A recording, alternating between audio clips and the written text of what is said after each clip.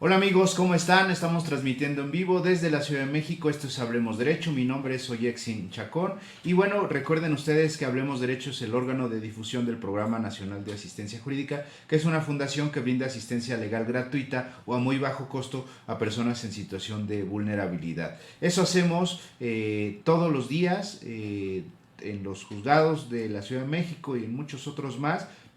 Y bueno, también difundimos la cultura de la legalidad, lo cual hacemos principalmente por este medio, que es Hablemos Derecho de televisión. Y bueno, agradezco por supuesto el favor de su atención, todas las personas que nos han acompañado durante estas transmisiones, ya llevamos 7 años. Y bueno, de la fundación cumplimos 15 años. Ayer tuvimos un evento maravilloso con el Tribunal Superior de Justicia de la Ciudad de México. Entregamos reconocimientos a los mejores jueces y magistrados del Poder Judicial de la Ciudad de México, por supuesto incluyendo al presidente, al magistrado presidente Rafael Guerra Álvarez. Y bueno, estamos muy agradecidos por el espacio, muchas felicitaciones a los premiados, vamos a estar comunicando la lista. Y bueno, el día de hoy tenemos un tema bien interesante que tiene que ver con la cuestión psicológica, la importancia de la psicología en los juicios en materia familiar. Y quién mejor que el subdirector de intervención psicológica del Poder Judicial de la Ciudad de México es Rubén Jorge Salazar Ojeda. Él es el subdirector de esta área y bueno, pues le damos la más cordial bienvenida. Muchas gracias, muchísimas Un gracias. gusto que Buen nos día. acompañe aquí, además con un tema pues muy recurrente en los juzgados, ¿no? Sí, sí, cómo no. Sobre todo, bueno, nosotros lo que atendemos es materia familiar y son los casos que nos refieren los jueces y magistrados por la separación o divorcio de los padres y los incidentes que se dan a partir de esta separación o divorcio. Muchas veces esa separación se da de una manera muy civilizada, ¿no? La gente asume sus responsabilidades, está plenamente consciente de que el rompimiento de una relación no implica, entre ellos, no implica el rompimiento de la relación con los hijos, Así ¿no? es, sí. El gran problema que se da muy a menudo, nosotros en la fundación lo vemos todos los días, el gran problema es cuando no hay la madurez suficiente o no hay la comunicación necesaria, usted me va a decir, y entonces entran en conflicto, ¿no? Y ahí pues intervienen ustedes, es la subdirección o la dirección de intervención psicológica, ¿no? Platíquenos un poco de ella. Sí, la subdirección de intervención psicológica depende de la coordinación de intervención especializada.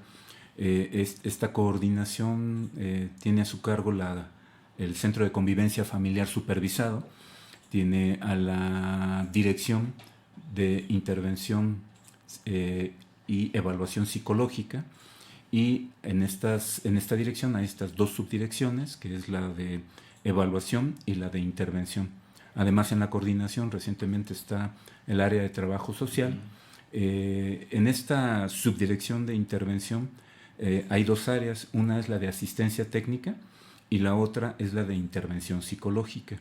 En asistencia técnica son los psicólogos que son invitados a participar por los jueces y magistrados cuando hay una audiencia donde intervienen niñas, niños o adolescentes. Claro.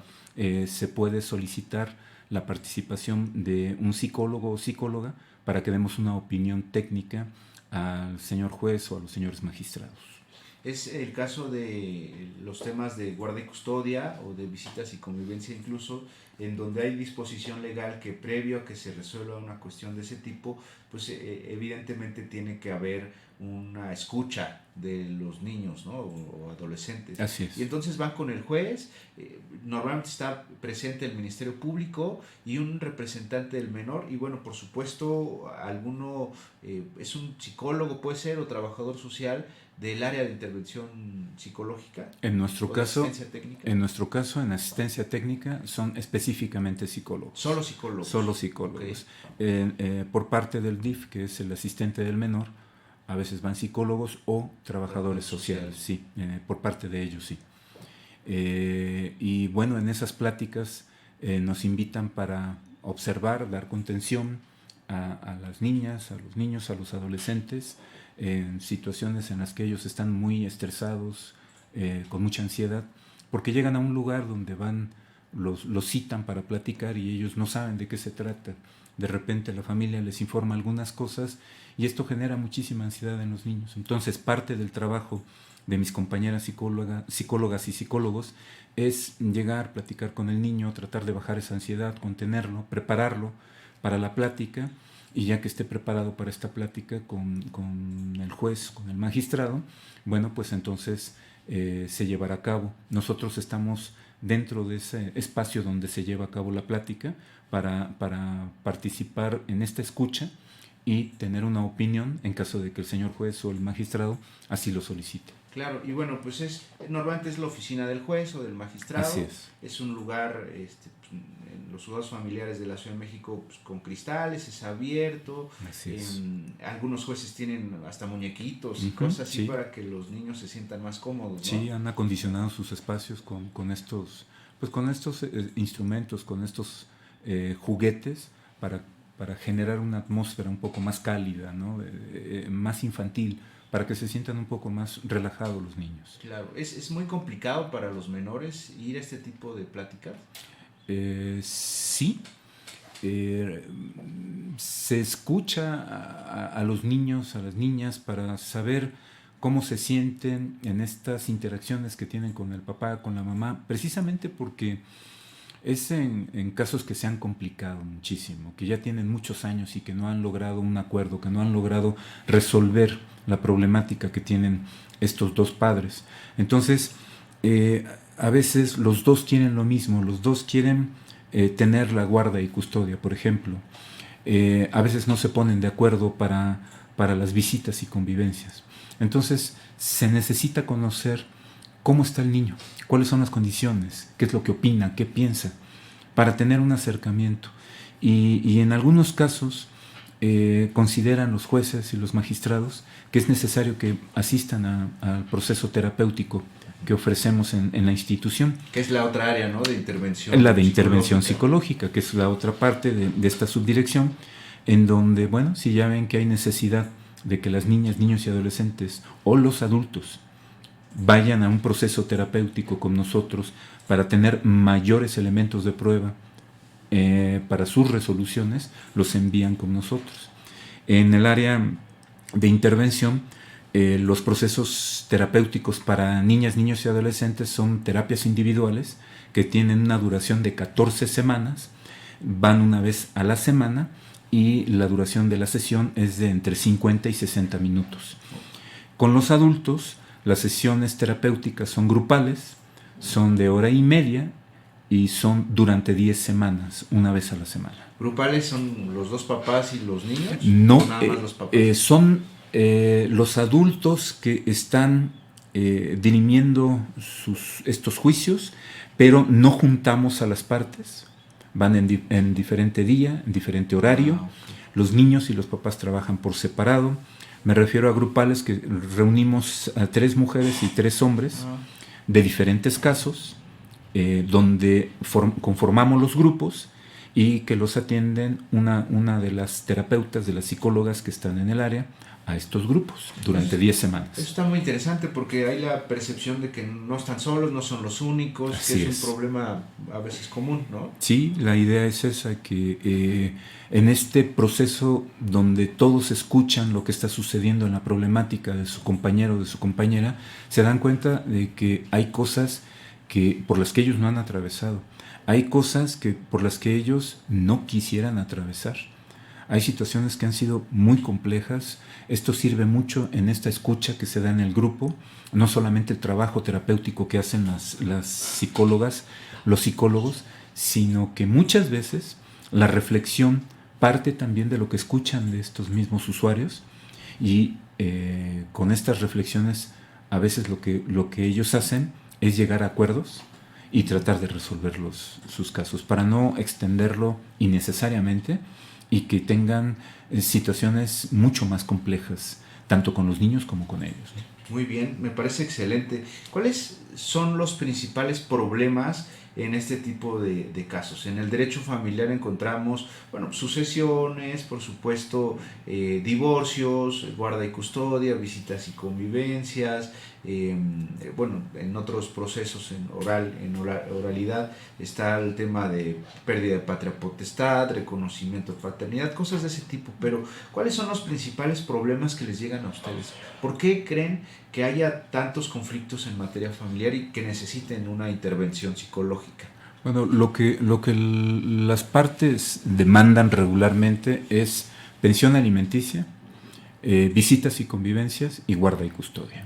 Es lo más recurrente en nuestros casos. Sí, de repente también envían gente por alguna situación de reconocimiento de paternidad, para preparar, para saber si está en condiciones de tener un contacto, de tener una visita, a veces hasta de conocer a ese papá que de repente no lo conocen. Si nunca lo ha visto. Nunca lo ha visto. No va a ser fácil, ¿eh? No, nada fácil. Entonces, lo más recurrente llega a ser esto. A partir de que son canalizados, se inscriben, se les da un periodo de las fechas donde van ellos a asistir a sus procesos terapéuticos, y cuando llegan en el proceso de los niños, hacemos 2 entrevistas. Primero con la mamá o con el papá que tiene la guarda y custodia, y después con el progenitor que no tiene esa guarda y custodia. Los enteramos en qué consiste el proceso terapéutico, les hablamos de ciertas estrategias terapéuticas como interacciones que llevamos en cámara de Gesell entre los niños, las niñas, los adolescentes y estos papás. Es importante que nosotros les explicamos que si vemos las condiciones para que estas interacciones se lleven a cabo, las realizamos. Si no, tenemos que evitar al máximo alguna situación de riesgo, detonar alguna situación de riesgo en los niños, en las niñas, en los adolescentes. Nosotros ponemos mucha atención a los niños, niñas y adolescentes. Procuramos que no estén en riesgo y de no victimizarlos. Porque puede salir contraproducente, ¿no? Evidentemente es un derecho constitucional, es un derecho humano el poder tener convivencia, ¿no?, con sus progenitores, ¿no? Es un derecho de los niños principalmente. Sí. Pero cuando no es ideal o cuando esa convivencia les puede causar una complicación, un trauma, ustedes lo detienen, dicen, no es posible, ¿no? Sí, si no vemos las condiciones, no.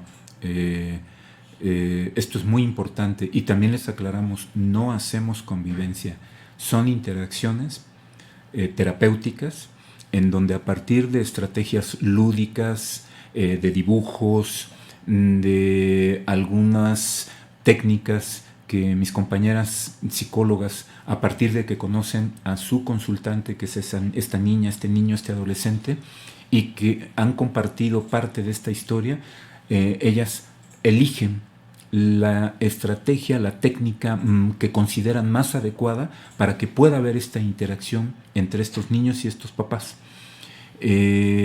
Insisto, siempre y cuando se reúnan las condiciones. Claro. No es que el niño solamente quiera o no. A veces, justamente los niños sí tienen este deseo, pero no lo pueden poner en la palabra. A través del proceso terapéutico se detectan en el discurso de los niños, de las niñas, este deseo.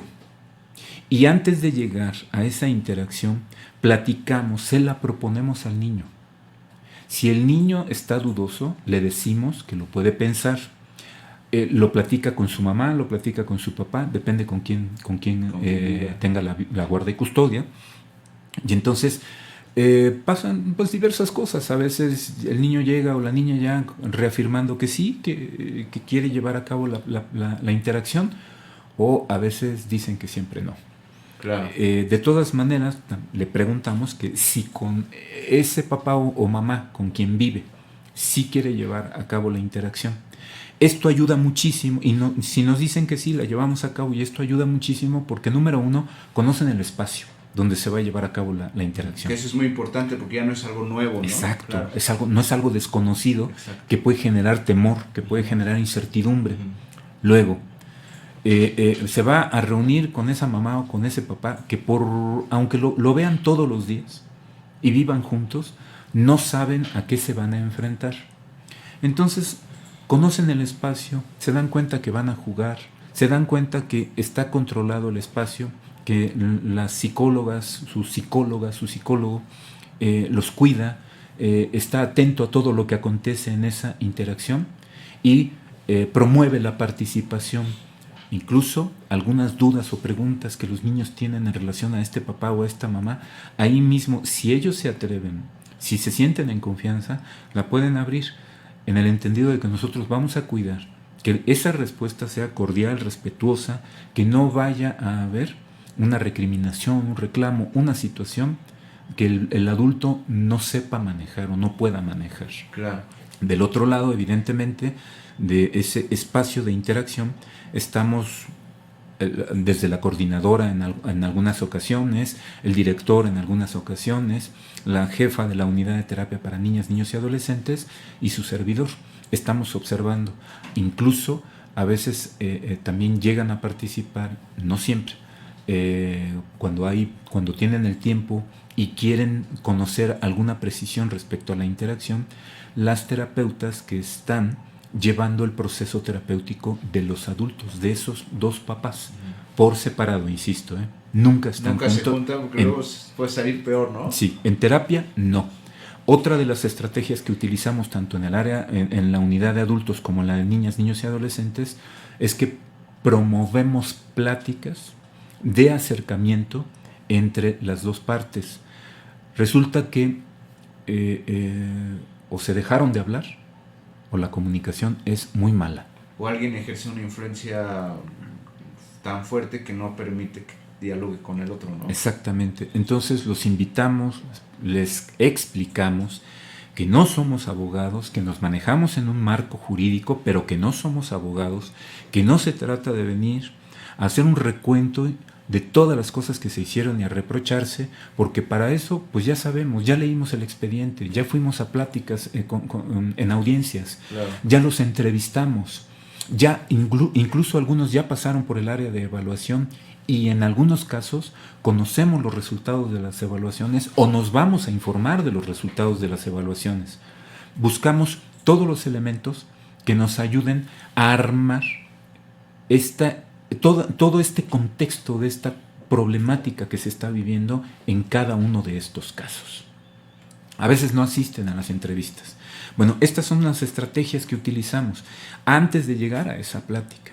Y en las pláticas, si nosotros vemos que no se reúnen las condiciones necesarias para que sea una plática cordial, de respeto y propositiva, para, como principio, establecer nuevamente, intentar restablecer la comunicación, suspendemos la plática. Okay. Tampoco es necesario que nosotros los llevemos a estar en un espacio donde ellos se pueden sentir en riesgo o afectados. No se trata de eso, tenemos que cuidarlo. Hace algunos años ya está a nivel mundial un concepto que se ha estado manejando, que es de justicia terapéutica, en donde no se necesita conocer de psicología ni ser psicólogo para tratar de que las condiciones en las que se imparte justicia se cuiden los aspectos emocionales, claro, y de la integridad de cualquiera de los que estén involucrados en este tipo de situaciones jurídicas. Fíjate que yo creo que si la gente está emocionalmente bien, está sana, posibilita los acuerdos. El gran problema es cuando no tiene una estabilidad emocional, creo yo, eso es más difícil, ¿no? De llegar a un acuerdo, de resolver situaciones. Y tal vez, yo observo que la problemática está en lo relacional. Nuestros problemas sociales, los fenómenos sociales que se están dando, tienen que ver, me parece, como una piedra angular con las relaciones con el otro, las relaciones con los otros, con la familia, con los compañeros de trabajo, con la gente en la calle, cuando nos subimos al metro, cuando pedimos el taxi, con la pareja, novia, esposa, amante, lo que cada quien tenga, claro, con los hijos, con los adolescentes, porque vemos a los hijos y de repente pensamos que vamos a tratar igual a un bebé que a nuestro hijo cuando tiene 7, 8, 9, 10 años o cuando es un adolescente, o incluso esta problemática que se está dando recurrentemente, donde las parejas se están divorciando y regresan a vivir otra vez con sus papás. Y llegan estos adultos hijos de estos adultos, en donde van a tener que volver a relacionarse y ya no es lo mismo. Ese es mi papá, pero ese señor ya creció, ya no tiene la edad de cuando yo me fui de esa casa y yo ya soy un adulto, ya pasé incluso por un divorcio o estoy en ese proceso, en una situación conflictiva que no sé cómo resolver y vuelvo a la casa de mis padres y entonces ahí se va a dar otra vez una relación. ¿Cómo? ¿Cómo va a ser esa relación? O sea, los señores no pueden pretender que van a tratar a ese hijo como adolescente o como niño. Y ese adulto no puede esperar que sus papás, ¿sí?, sepan cómo tratarlo y él tratar a sus papás como cuando se fue de casa. Todo esto es relacional y a partir de ahí, entonces, todo esto que está generando conflicto a partir de las relaciones puede derivar en situaciones emocionales patológicas, ¿no?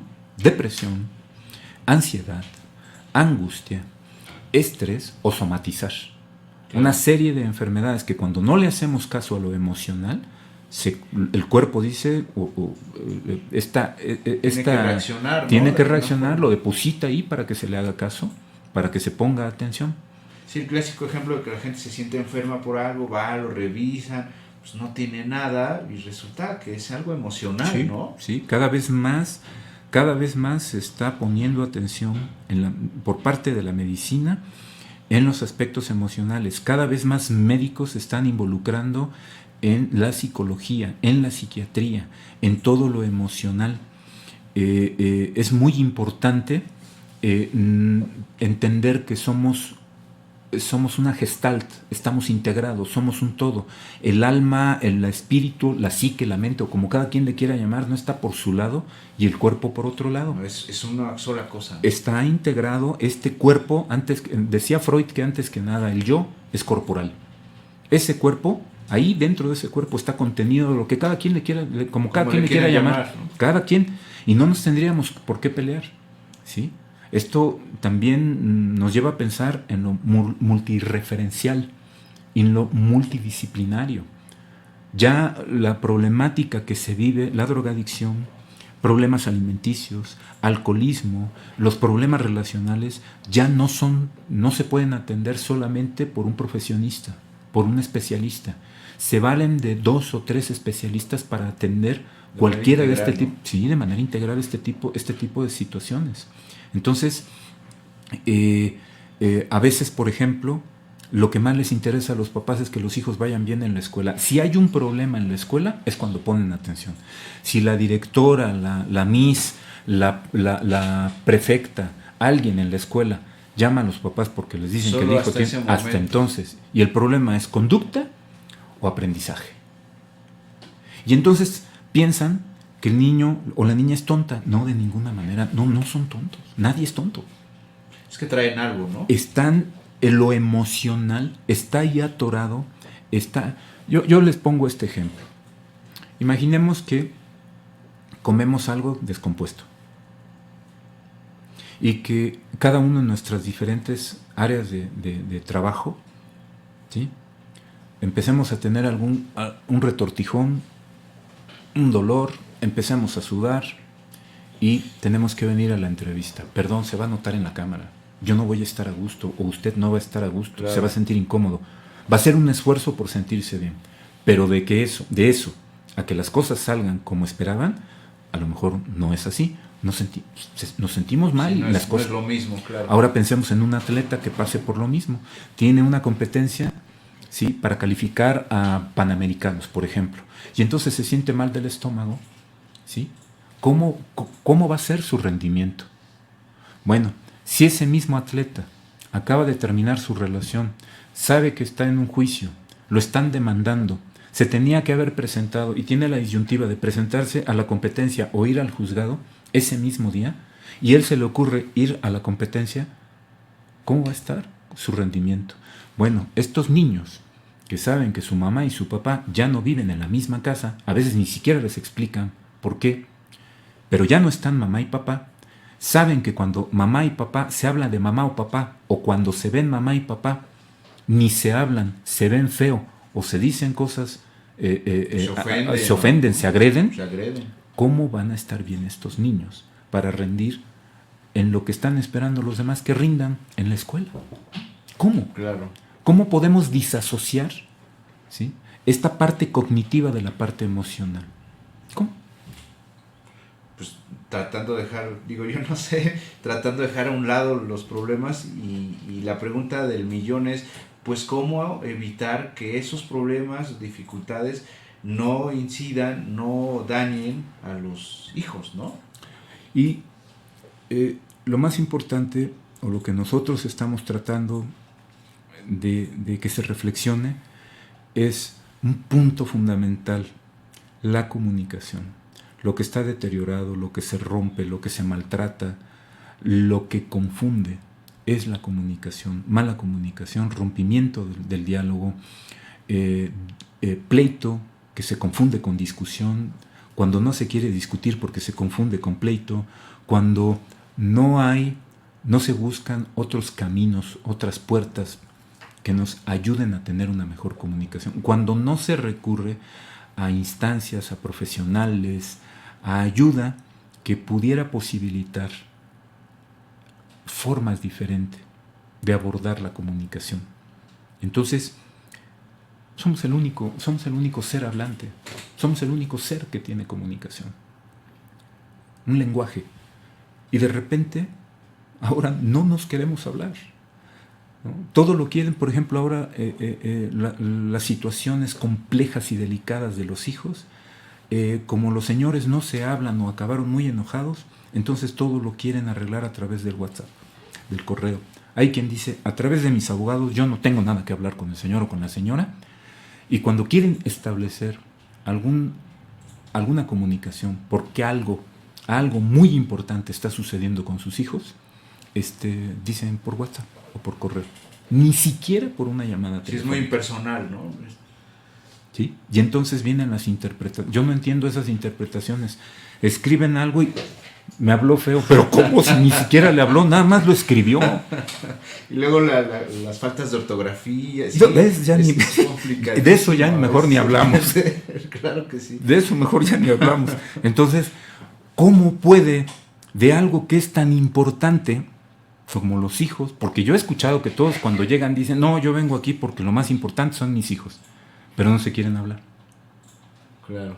No he escuchado una señora o a un señor que haya estado en alguno de nuestros servicios, que cuando tenemos la oportunidad de platicar con ellos, no haya dicho, no, lo más importante para mí son mis hijos. Es como todos. Es como que lo hacen ya por naturalidad porque piensan que eso es lo correcto, sí, decirlo, pero lo importante no es decirlo, ¿no?, sino demostrarlo, ¿no? Sí, pues demostrarlo y platicarlo.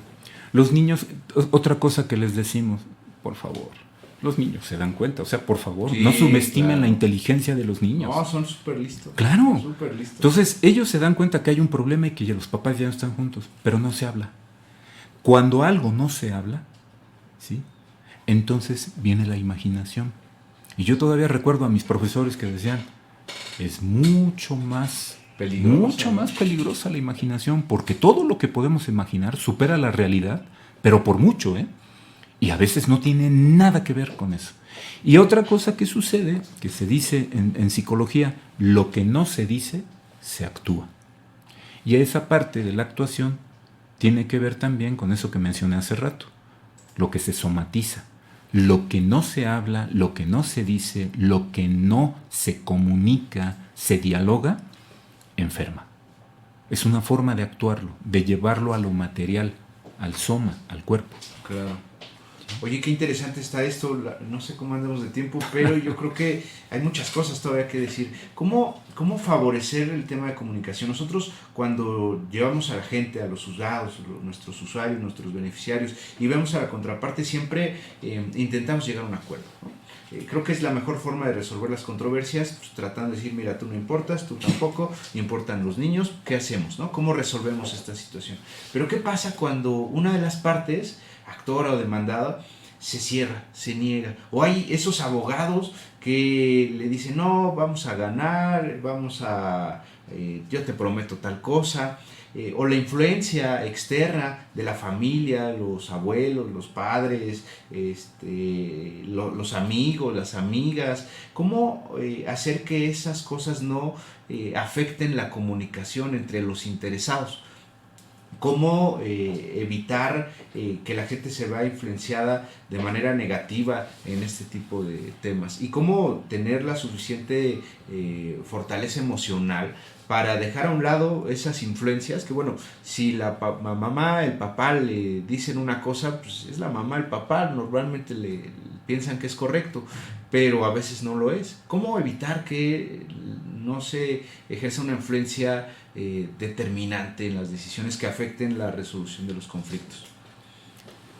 Bueno, evitar...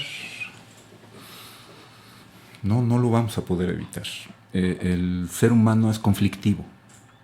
Ya Shakespeare lo mostraba con su personaje de Hamlet. A partir de ahí, que es donde se da este cambio y empieza la modernidad, deja ese sujeto de la antigüedad, deja de ser el predestinado. Y entonces el sujeto moderno lo que hace es hacerse responsable de su propio destino, de su propia vida, pero ahí entra en un conflicto. Y justamente el conflicto de Hamlet, el drama de Hamlet, ese ser o no ser, son las decisiones y la relación con los demás. Esa relación que tiene ahora con la madre a partir de la muerte del padre, esa relación con el tío, esa relación con la mujer que le gusta, la relación con el entorno. Nosotros somos sujetos sociales, ¿sí? Estamos inmersos en la sociedad. Claro. Ya lo decían los griegos, solamente hay dos seres que no pueden vivir en sociedad: los dioses y los animales, y nosotros no somos ninguna de esas. Somos se crea, ¿no? Sí.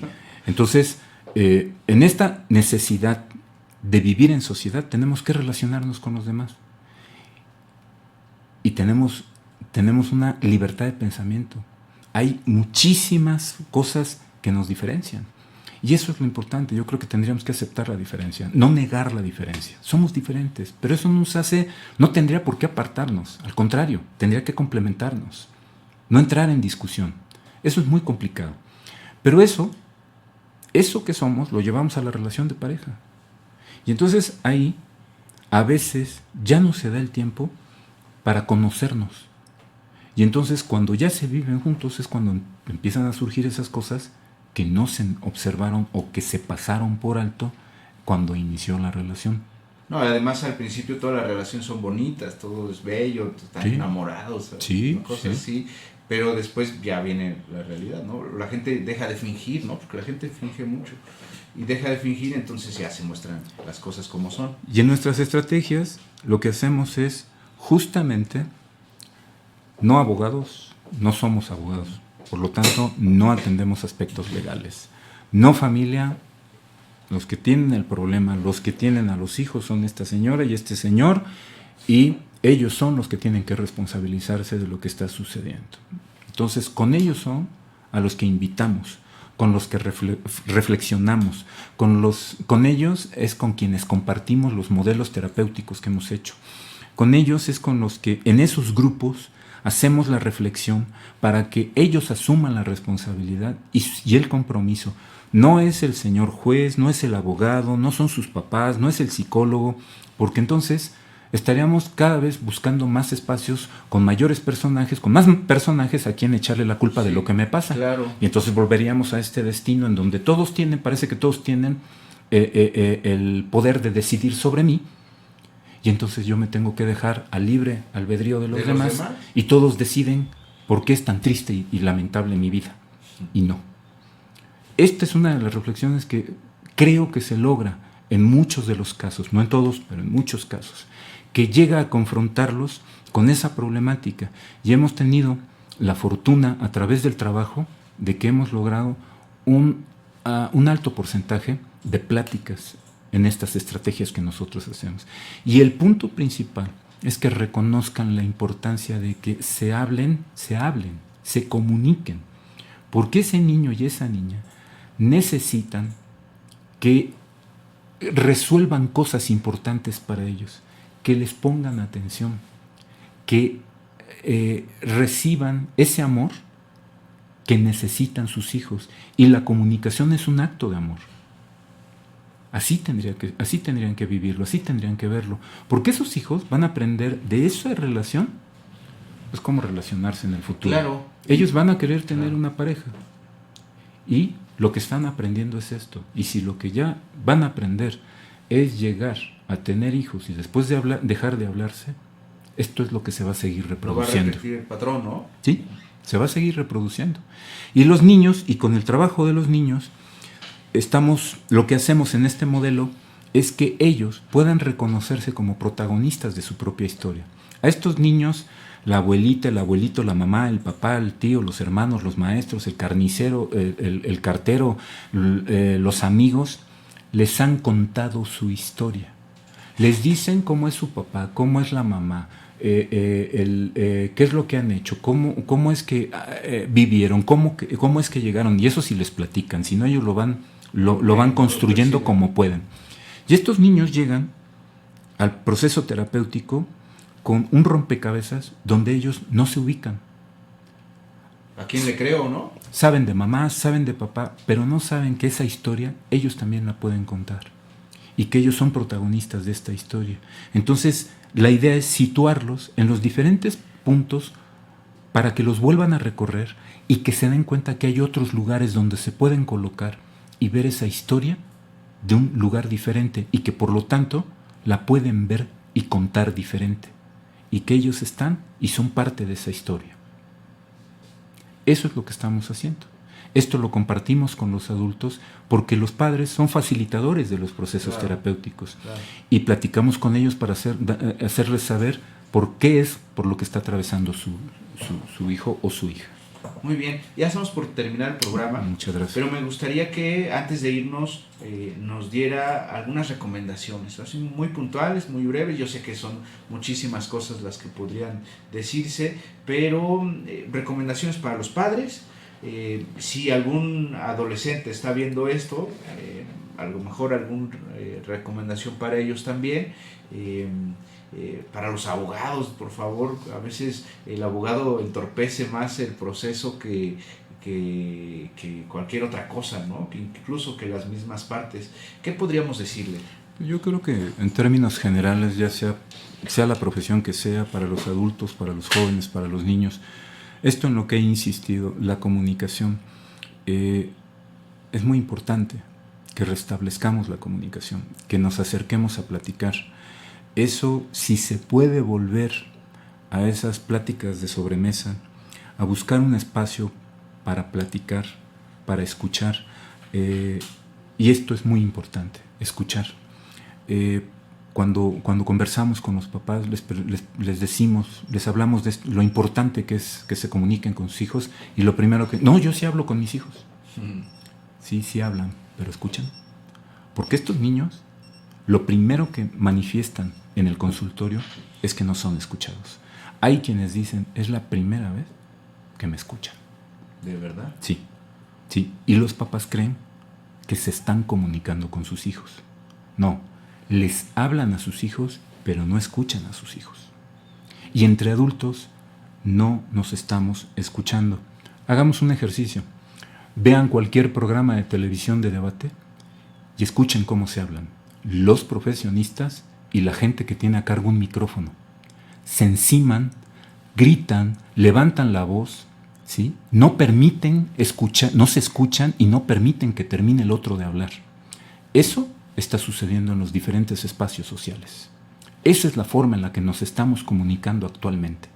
No nos damos la palabra, no escuchamos al otro, invisibilizamos al otro a partir de anular su escucha. Esos aparatos que dicen que iban a servir para que nos comunicáramos, nos están aislando. Claro. Nos están aislando, nos están metiendo adentro del objeto, ¿sí? Y estamos formando parte de ese objeto.